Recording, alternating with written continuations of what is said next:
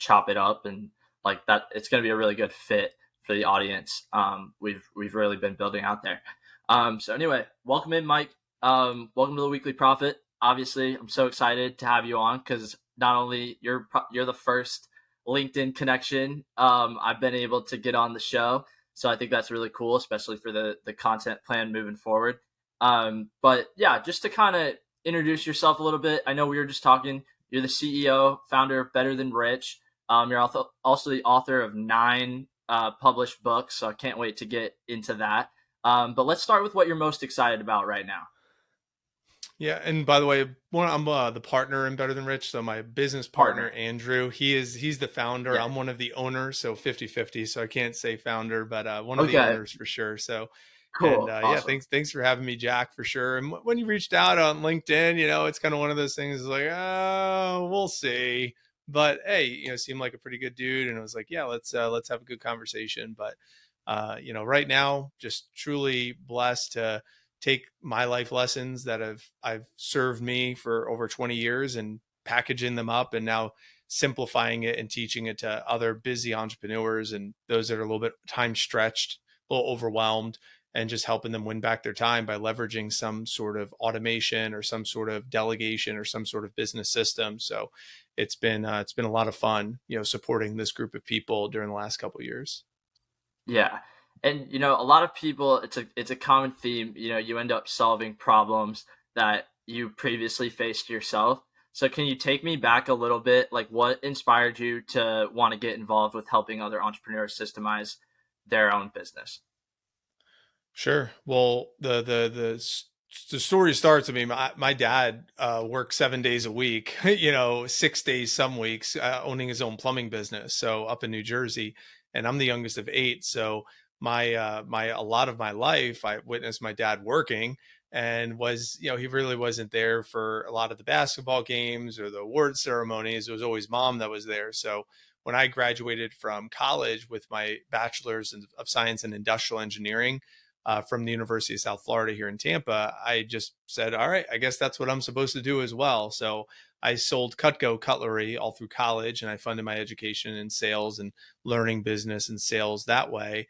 And when I graduated, they offered me a career position. So I took over one of the nearby territories to Tampa in Pinellas County. So I said, all right, I guess that's what I'm supposed to do too. So I was working 7 days a week in my direct sales business, recruiting and training and managing and leading the sales team and just working really hard inside the business.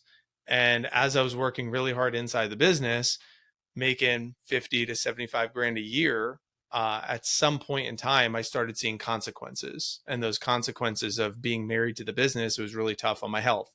It was really tough on my relationship at the time. So it was like, it was tough on, being able to travel and do, pursue personal passions. So in that process of going through and learning how to win back some of my time, I was always stuck. I always felt like a kind of like we say a lot of times that I was like I quit a 9 to 5 just to work 24/7 as an entrepreneur. So that's how I felt. And in about 2012, I walked across fire at a Tony Robbins event, and at that event, I realized that my mess is my message. So all the things that I learned, I said, I got to turn this into a message that I can teach to other people. And a lot of those lessons through my 20s was like the 7-year relationship, why that ended, what were the lessons there.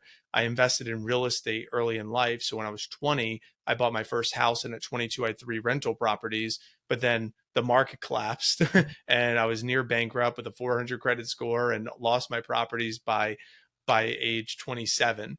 So it was like, really what was trying to get me ahead was also setting me back. So like lessons with finance, lessons with business, lessons with relationships. So I turned all of those messes into a message.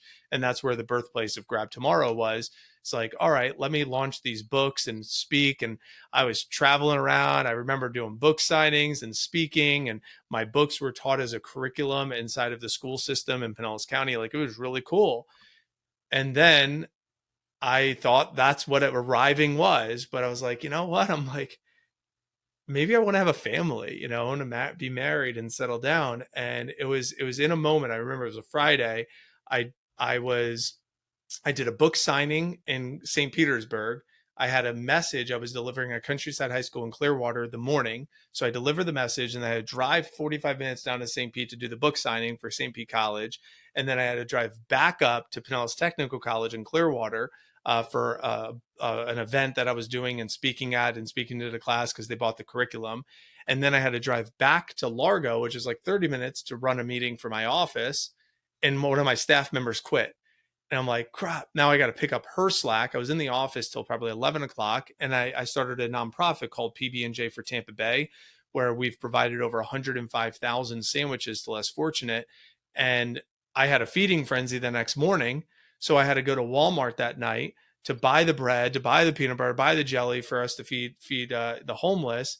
And then get home to like midnight, 1 o'clock, 2 o'clock in the morning. I'm like, this sucks. Like, how the hell am I going to be a family man, raise a family, be there for my son's basketball games and be there for the award ceremonies the way I wish, my dad would have been able to for us, but I knew he had to provide. And it's like, that's when it was like, I had to do something different. So I hired a coach, and that coach really helped me draw out some of these lessons and some of these principles. Is like, okay, what is going to help me win back some of my time so I can enter a relationship, I can be a family man with a business. And that coach is now my business partner, Andrew Biggs, and he drew out all these lessons. He showed me how to scale my business, and my business went from me being the operator doing everything to 2017, where we were one of the top organizations in our company. And then in 2020, when COVID hit, we crushed every record there was. I mean, I systemized everything. I hired offshore virtual assistants to do admin. I was able to have SOPs in place that was very simple and easy for someone that if they quit, I was able to replace them very easily. We had a machine going. And for context, in the company's history, the company's been around since the 1950s, 1949 to be exact. There was only one team in the history of our company that did like $2.6 million in sales, and we did 2.5 million that year. And it was huge growth that we saw. And it was awesome. It was fantastic. And then I started freeing myself up even more. 2020, end of 2021 hit, and we had my son. My son was born at 1 pound, 4 ounces. And we had no idea that he was going to be born at 26 weeks, but we didn't know how long we'd been in the hospital with him, Jack. And what's crazy is my wife and I were in the hospital with him for 254 days. So for 8.5 months, we were in the hospital with our son, James.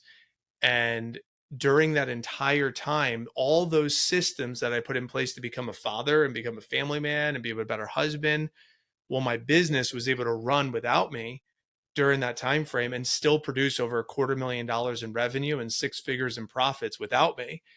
And as soon as I got out of the hospital, September 10th, 2021, I called up my business partner, now business partner, but he was my coach, and I was like, we've got to teach people how to do this. Like, there's got to be a way for us to curriculumatize everything that you showed me to help these busy entrepreneurs free themselves up where they could have profits and they could have time freedom. So we partnered up fall of 2021, and then we launched our podcast, the Better Than Rich Show podcast 2022. And we have now been on a mission of just serving these clients and showing them how to systemize their business. And it's been just so rewarding to see the wins that we've been able to help a lot of these different business owners in all different industries, bookkeeping and real estate and staging company and direct sales and network marketing, all with the same problem. It's like, how do I win back some time? And we could go into like some of the specifics of what that looks like, but it's that's my very long-winded answer of taking all the things that I've learned over the last 2 decades and then packaging it up and helping other people and serving them in any way I possibly can. Yeah, no, there's certainly a lot to unwrap there. And it's super cool to see how it all ends up making sense. Like a lot of your steps, like as you sectioned them out and like how it made you realize certain things. And then just even like the natural sign of like, just expect the unexpected, but like there was a reason you were putting in all that work to like there was a reason you were called to start systemizing certain things. And then what better wake up call to that, right? Yeah. And but it's super cool like that you were able to maintain that kind of like consistency. I mean, when you were in that period where, because, whether it's, in a hospital or just, personal injury or whatever happens, like you said, expect the unexpected, or I guess like I said, um, were you, what did your focus pivot to? Was it growing the team? Was it just making sure you had eyes on all parts of your business at a certain time? Like, what was your kind of thought process to kind of give you the confidence that it was going to work out? Well, I don't know if I had the confidence it was going to work out. It's kind of like you just got to kind of play ball sometimes, but circumstances did happen. I said, all right, hopefully, things were tightened up. But to answer the question, simplicity. That was the number one focus that I had and it was a little taboo, meaning no one was hiring offshore virtual assistants to like do admin work. We were raised where it's like promote from within. So we only raise people to show them how to do it. They started from the bottom and they worked their way up. And I started hiring out for certain positions because I simplified it. So someone did not need to like really be raised in our business to be able to do the business. I you know so certain specific examples when I say simplify things. If if a if a new recruit to start working with our company would need to go through a phone screening and then a one-on-one pre-screening and then a group evaluation and then a final one-on-one screening before we can give them a position to work with us, I said, how can we cut the screening process down to get all the questions we need to have answered as fast as possible? So I started asking questions. How could we get this done as fast as possible with the least amount of friction? So that way I could eliminate the steps in the process of qualifying someone for the position. So that's an example there. Another example is when we were onboarding people, they would show up to training being confused. So we would run the interview for them and then we would have them come in for their first training and there would be a lot of confusion. So it's like, how can we cut down and diminish the confusion? So first off, what are they confused on?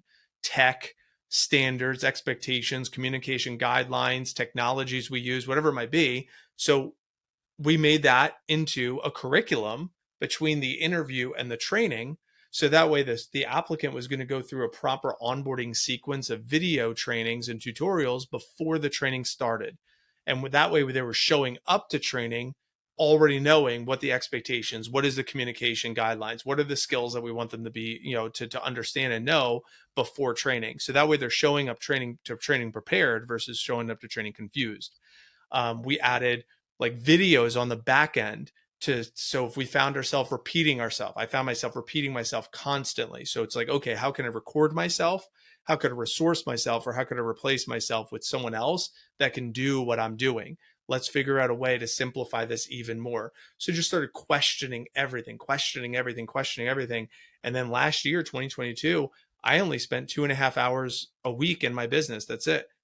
5 30-minute meetings. And it also put 6 figures of profits in my pocket without being there because I simplified everything as much as possible. So that's really, if I would say to anybody listening right now, is how can you question everything with if then logic and taking that if this happens, then I want this to happen in an optimal way and also in an MVP, a minimum viable product way. And then how can we take that if then and simplify it, simplify. Same thing with different jobs, different roles inside the organization. Yeah. No, I think just the mere idea of what you're talking about, like this concept, I've honestly it's so cool we connected because it's something, whether I like it or not, I've been focused on this last 12 months and a lot of my viewers have been focused on because a lot of my audience, they're in the digital marketing space. They're launching these online businesses, as I'm sure you've seen, whether it's UGC, Facebook ads, SMMA, and there is a good conversation within like that about why these businesses are able to be so profitable so quick is that exact concept. You outsource, like outsourcing the certain things that just take up, like you said, put you in your business instead of like operating your business. So it's super cool to hear how you've really got it down to like 2.5 hours, in that week span, and like asking the right questions, like questioning exactly like you said, those statements is so important.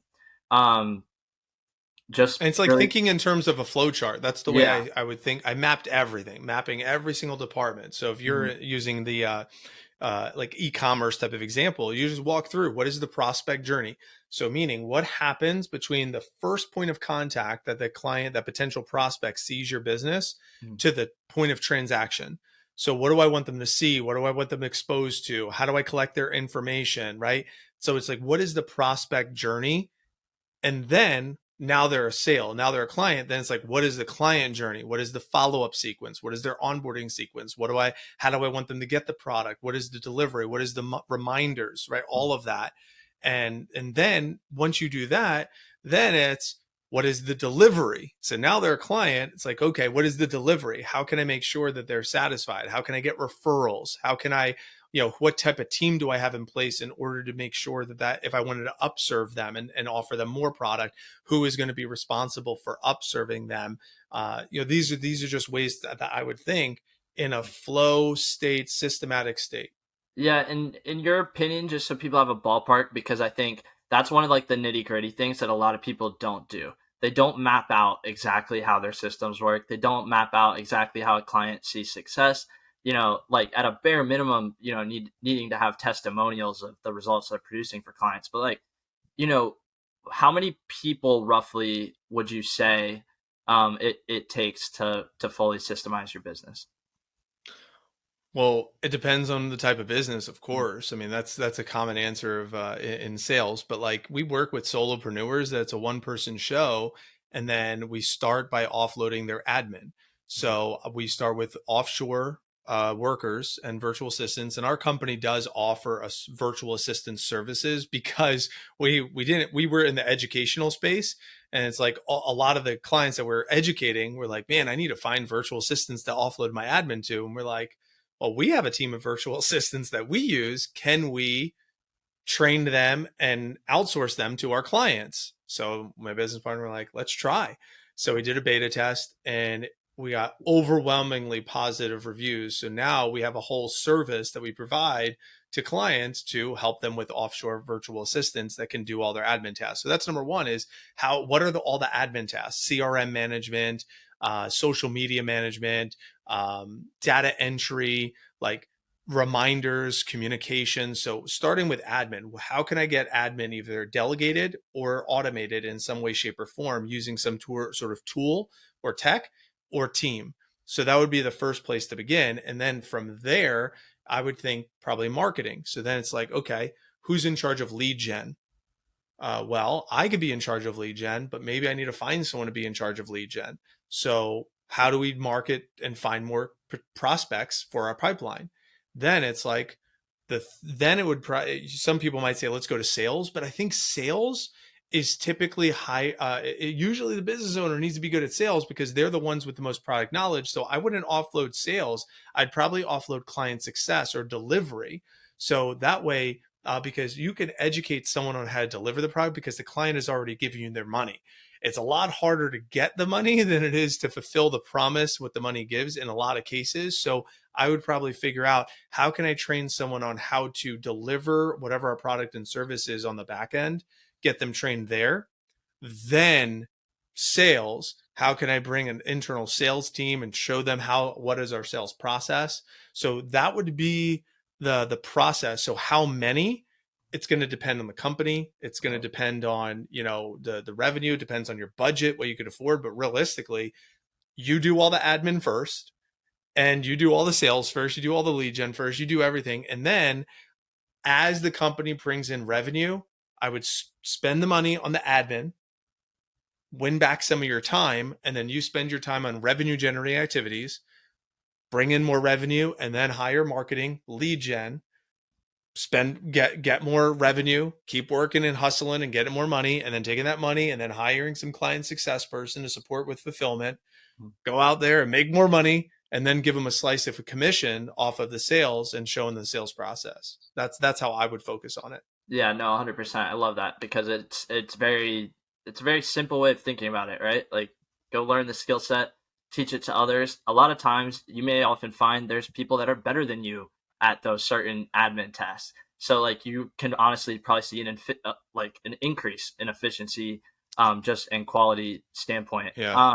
And a way of Yeah, thinking about that, Jack, is also thinking about dollar per hour wage. So a lot of the tasks that I just listed, a lot of the roles I just listed off, you also could think about a dollar per hour. So let's say, and this is an exercise we take every client through. So the exercise is to audit your time and figure out what is your dollar per hour wage. So let's say, for example, you say, how much do you want to make a year? And I ask an entrepreneur, how much money do you want to make in a year? Let's say the entrepreneur says $100,000. Just use easy math. We say, great, how many hours a week do you want to work for that $100,000? Let's say they say 40 hours, 30 hours, 20 hours, whatever it is. It's like, great. How many weeks per year do you want to work? So how many vacation weeks do you want to take? So let's say they want to say, I want to take 4 weeks off. I want to take 5 weeks off, 10 weeks off, whatever. It's like, cool. That's how many weeks it is. So then you take how many hours, multiply by how many weeks. So using some math here, if we did hypothetically, I mean, actually, Jack, if you want to play along, what we could just do your number. So what yeah. is your what is the number you want to make? What are the amount of hours a week you want to work? So I would 10 hours a week. I think 2 hours Okay, a and day. how many weeks do you want to work? I want to work 48. Okay, so if we take 48 weeks times 10 hours, that's 480. How much money do you want to make from those 480? How much money do you want to make in the year? $1 million. Okay, so let's say $1 million divided by 48 would be $20,000 an hour. 20. Okay. Okay, Yeah. so $20,800 per hour. Mhm. So that means the only tasks that you are doing are valued at $20,800. So therefore, if there's anything that you're doing that is valued at under $20,000 per hour, Mhm. you're not doing it. So what does $20,000 an hour work look like for Jack? You make a list. Here's all the things that are valued at $20,000 an hour. Everything else gets delegated. Now that's a pretty gross exaggeration as far as $20,000. If it was 100,000 as the example Mhm. that I use, $100,000 divided by 480, that would be $200 an hour work. Mhm. So then you look at what are all the things that are $200 an hour, and then everything else that's under $200 an hour needs to get offloaded. So what are things that are under $25 an hour? CRM management, all the admin stuff, social media. What are the things between $25 and $75 an hour that I could pay someone else to do? What are all those things? Copywriting, video editing, graphic design. Then it's like, what are the $75 to $200 per hour? That's probably appointment setting. That's probably sales, right? Those types of things. Then it's what's over $200 an hour: strategy, networking, so adding to your social capital, stuff like that. So you start thinking in the terms of dollar per hour, and now it helps you thinking. Take the dollar per hour exercise, audit your time, and then offload the tasks that are at the lowest dollar per hour wage to begin, which is typically going to be the admin, and then it's going to be the lead gen and marketing, and then it'll probably be client success, and then it'll probably be sales. Yeah. All right. And what was the most important part to you to get automated? Like, or to really systemize? Like, what, like you said, I know you prioritized, you said sales should be more in house. Was there a certain, I want to kind of point this more on maybe a weakness that you felt you had, where you felt like you had to find somebody who was better at that than you? Oh, a lot of the tech for sure. I Okay, mean, cool. there is the tech is the stuff that I could bang my head against a wall, like, project management software like Asana, Hmm. and using stuff like even Slack. Some of these technologies, I'm like, I'm not familiar with some of these things, and some people are like, yeah, that's easy, but for me, I'm like a Google Sheets kind of guy. Yeah. And integrating some of these new techs, I was like, man, I just am not in a position. Our CRM active campaign, God, just bang my head against the wall. I would much rather pay someone to set up all of our email marketing and our automations than me doing it. So Mhm. these are a couple of the things that for sure. And then there's the tedious, repetitive tasks that I was going to curse. I don't know if you could curse on the show, so I held Totally myself, good. but I just hate all of those, the tasks that I'm like downloading a video and then uploading it into our learning platform, Thinkific. Oh my God, kill me. So it's Yeah. like those types of things are just so bothersome, and I had to get them offloaded as fast as humanly possible. And Those are the things that drain my energy. right. No, it's good. It's good that you have that awareness and you were able to realize that. And I want to stay there for a second. Like, what do you, as someone who isn't super familiar with tech, right? Like, how do you go about finding somebody that is? Like, what do you look for in those people that verify to you as somebody who's a little uneducated on the subject that these people will be a good fit for your business? It's a good question. It depends if it's temporary, like contract work, or if I'm bringing them internal and having them on our team. So those Gotcha. are a little bit different. So a lot of times it's like contract work. Like when we built out our ClickFunnels, we hired a contractor that was specialized in ClickFunnels to help us build out the ClickFunnels. And then, so we paid this company to do that for us. And then it was like at Fiverr, I go to fiverr.com. It's like, I need a small thing done with the ClickFunnels. I go to Fiverr and find someone on Fiverr to repair that ClickFunnels for us, or whatever that little thing is, add a promo code or something like that. So go to fiverr.com, using that as the example. For graphic design, I went to Fiverr, found someone that wanted to help, that we can have do our workbooks for us, for just to put all the imaging and all the formatting together. And then I tried him out on one workbook and then a second workbook. And then I was like, all right, we want to use you on an ongoing basis. And now we have this ongoing partnership with this individual that has created now maybe 25 workbooks for us, something somewhere in that neighborhood, because he did really good work. So if I understand the question, it's like, what's the process? The process is, it depends if I'm bringing them on internally or if I'm doing contract work, but sometimes that contract work can turn into ongoing work. I look for, how well do you communicate with me? Is it timely? I want to know, is it timely communication? Number two, I'm going to look for the quality of work, right? So I start with the communication. Do you have timely communication? And then I look at the quality of work, and then I look at pricing. And then I'll say, okay, if you can communicate really well with me, and then I also see that you could do quality work, now let's talk about pricing. Because even if the pricing is a high end, I could probably negotiate, which I have done before, where I'll be like, listen, how much do you want? How much would you charge me? And they always start high. And I'm like, I'll eventually be willing to pay you to do this for that amount, but I need you to do it at a lower rate first, because frankly, I don't know if you're going to do a good job. So that's how I'll negotiate. And then do it once really well. Every future project, I'll pay you whatever your desired rate is, but like, I need you to do a really good job first. Right. No, that's really good insight. And I like the trial and error kind of method there. Like start smaller. You don't need to give them your top client's biggest project like on day one. Like just because that's what you're most stressed about. And I kind of want to take a turn towards the mental game, just because obviously diving into your story a little bit, you coach people on, finding a purpose, creating a vision, determining values. Like you talk about, I saw this one quote or pull from your website that was, there are two types of experiences we have in life: intentional and circumstantial. You kind of expand on that. Why is it important that we have awareness on these, especially as entrepreneurs, in our, day to day CEO of everything type lives? Yeah, it's a great question, Jack. I love the quote from JFK. The best time to work on the roof is when the sun is shining. So the circumstantial growth is going to happen. People die, people get sick, life throws of curveballs all the time. So how do we prepare for those curveballs? Is through the intentional growth. So circumstantial growth, we're going to have to grow through circumstances regardless. That's like backs against the wall. We don't have a choice, and that's where human spirit, like, and the human potential is revealed, is when those circumstances arrive. But the intentional growth is going to allow us to navigate those circumstances with the least amount of consequences possible. So that's where the intentional growth comes into play. What's considered intentional growth? Intentional growth is running a marathon. Intentional growth, facing your fears. Intentional growth, fasting, cold showers, right? Reading. These are all like intentional things that the human person could do. And by being disciplined on those small, tiny things daily, whatever those might be, we're training ourselves to be disciplined whenever those circumstances come up. So it's just a rewiring of the brain that I've done for myself. And I have these negotiations with myself for circumstantial growth.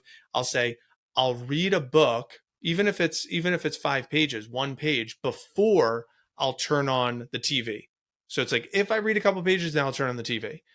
Oftentimes I'll just get stuck in the book. I'm like, cool, I don't even want to read. I don't even want to go on the TV. So oftentimes it's also, I'm glad I read 1 page. Now let me go turn on the TV. But I held the agreement that I made to myself.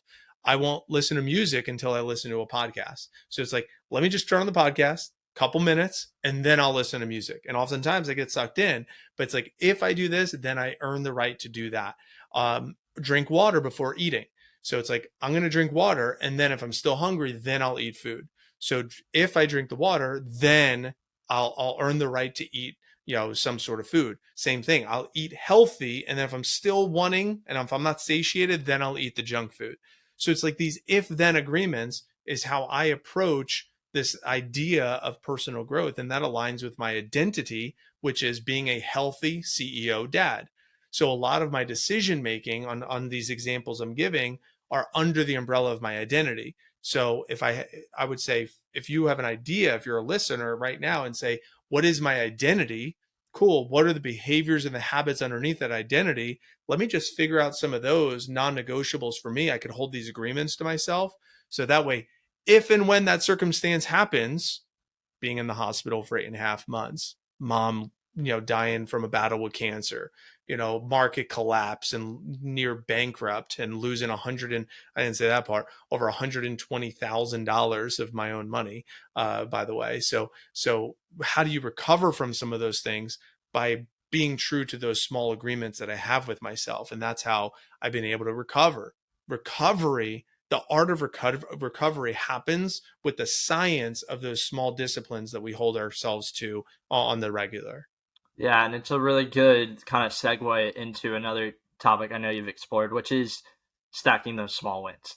So, like on the business end of it, right? Like the little tasks you can do day to day, but then also, like you said, when you see yourself starting to slip, that's exactly how you get back on track. What are the small wins for you on a daily basis, you'd say?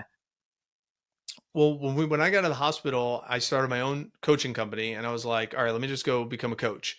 And I was like, I never got paid to coach, but I was like, let me just go do this. I got paid to sell books and write books and speak and all these things, but it was like, I never really directly said, all right, hire me as a coach. So I was like, all right, I'll put myself out there. So what I made the commitment to is the first 30 days, I spent about 35 grand on personal growth, joining all these different networks, surrounding myself around mentors, going back to the basics of these journal activities, and I went all in. And all in, I made a prospect list about 150 people, and I made 7 calls a day, every single day until I went down that 150 person list. And then I would just continue to think of more. 7 calls a day, every single day, with the intention of just connecting with those people. That's it. That's it. 7 calls, no agenda, just to connect and establish a human connection. And depending on where the conversation went, if there was an opening, then I would let them know, hey, do you want to set up like an actual formal call so I could tell you a little bit more about what I'm up to? And from there, I got my first client. Then from there, I got my second one and then a third one. And then it was up to 2,000 a month in monthly recurring revenue. I was like, all right, cool. And then it went to a $6,000 a month in MRR. I replaced my wife's income because she's a full-time medical mom. So I was like, how am I going to replace her income? And then, you fast forward last year, it made over 6 figures of running a coaching business. And it was MRR was over 10,000 a month at one point. I was like, damn, this is pretty cool. Where did it start? Making a list, 7 calls a day, and daily learning, because I invested in that personal growth. Because if I didn't pay for that coaching, I might not have paid attention. I had to burn the boats and say, I'm 100% committed to this coaching thing. So I burned the boats. And how did I burn the boats? I said, I'm going to invest a lot of freaking money and make sure that my time and energy was dedicated towards that, which was the decision making that I made. So that's an example. Now it's a little different. My role for my business is a little different. I spend most of my day in strategy and just thinking about how can we make things a little bit better. Meaning the user experience. How do I make the user experience better for my staff? We have a whole international team of assistants. We have maybe 24 or so international team members, and then we also have a team of U.S. based team, maybe about a half a dozen in the U.S. That I got to make sure that each of them have a great user experience. Then we have about 54 clients. The last time I checked was 54. That I need to make sure that they're having a positive user experience. Understand our company's doing about 50,000 a month right now, so I want to make sure that each of those individuals are having a really good user experience. That's where I spend most of my time right now, and just questioning that and thinking about that and figuring out ways to make everyone's job and everyone's life as effective and as efficient as possible. So that's where I spend most of my day to day now, at least. Yeah, very cool. And I'm sure the coaching has only transpired into even better, like relationship building and just like your whole kind of flow of everything. Now speaking kind of on the coaching model, what's one quality you'd say every good mentor has? Curiosity. Cool. Curiosity. A good coach or a good mentor, they ask the right questions. That's it. Anybody that if you're looking for a coach or a mentor, and immediately they start telling you certain things, I don't know. There's a fine line of hypocrisy and wisdom, and I think a lot of times individuals are so excited to just share their thoughts, but it's like, I was just listening to Andy Frisella. He says it like it is. It's like anybody who starts giving you advice, say, all right, before you continue talking, show me your bank account. So it's like, before you continue giving me lessons, show me your net worth, show me where you're at. So what I have done with all with my clients, and not, I don't do this from an egotistical way. It's like, because I was negative 100 and negative $130,000. It was like 131, something like that.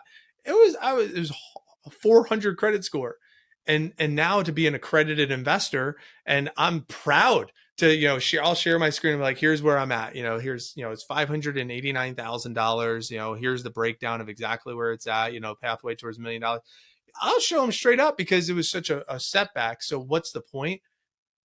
There's a lot of hypocrites in the marketplace. Start with curiosity. A good mentor is someone who's curious first, not critical. They're not over teachy and here, follow me. Here, I have the magic pill.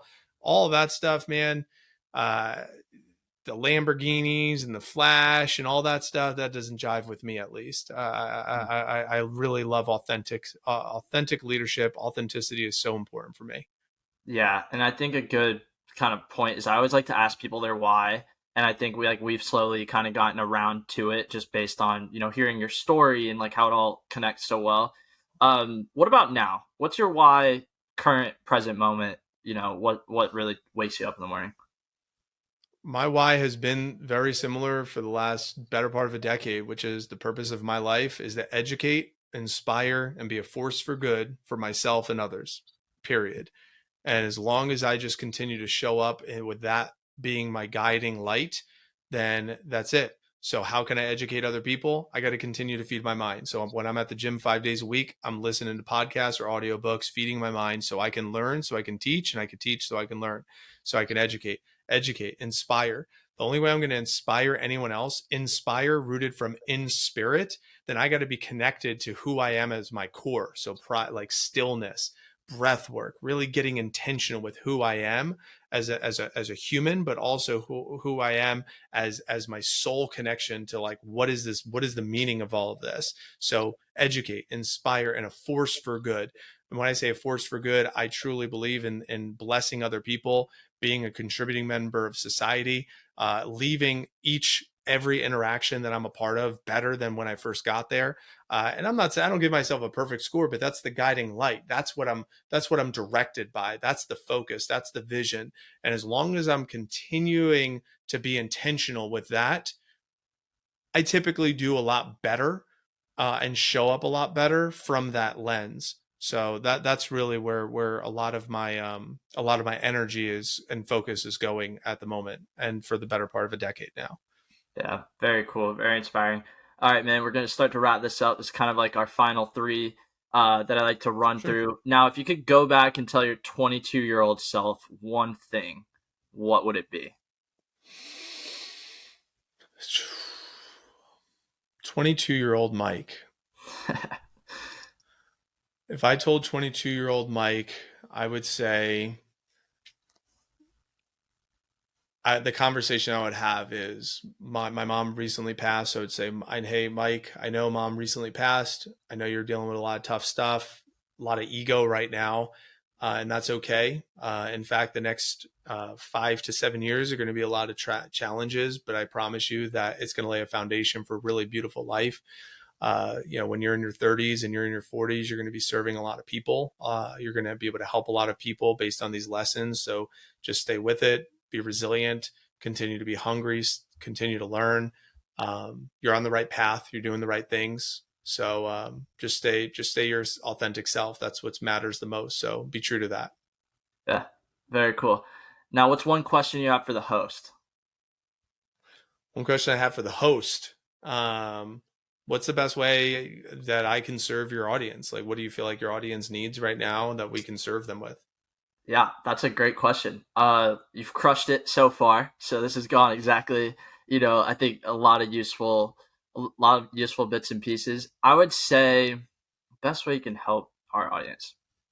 I'm thinking of like the problems that I know, a lot of our audience face. Okay, so now I'm curious to hear your thoughts on this.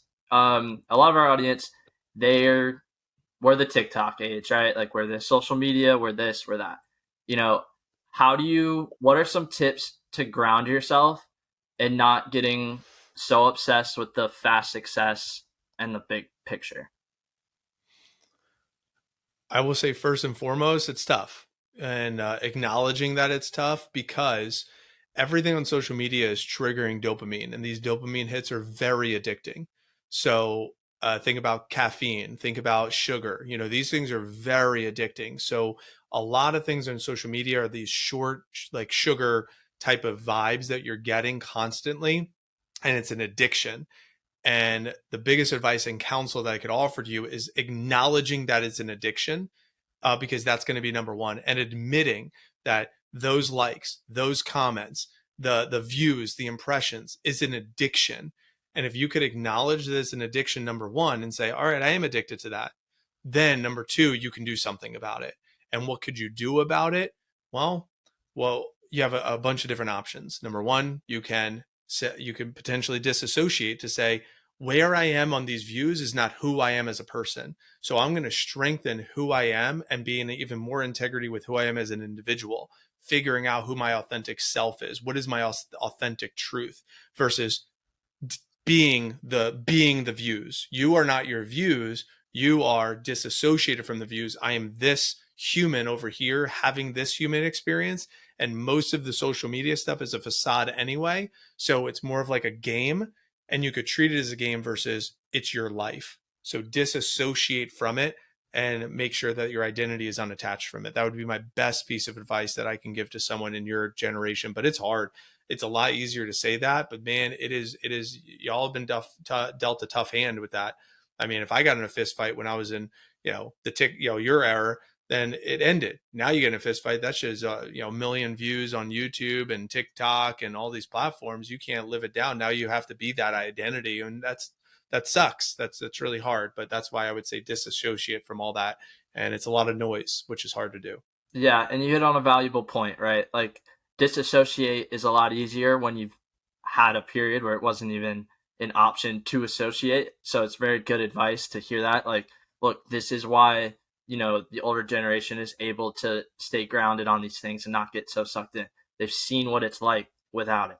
A lot of people are like us, where like we don't know, like for some people they're confused on that. So that's awesome. And now finally, what's the greatest piece of advice you've ever received, and what's the worst piece of advice you've ever received?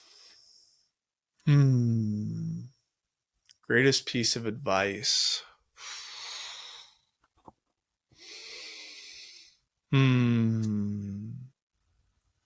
Greatest piece of advice. It's a really great question.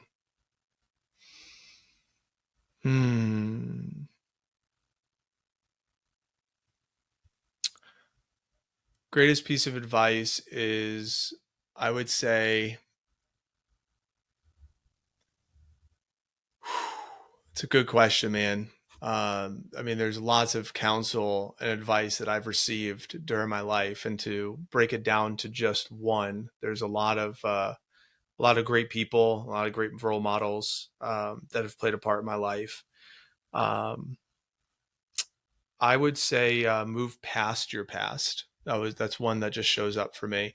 Is how we, if we continue, by me, if I kept doing what I always did, I'm going to get what I always got.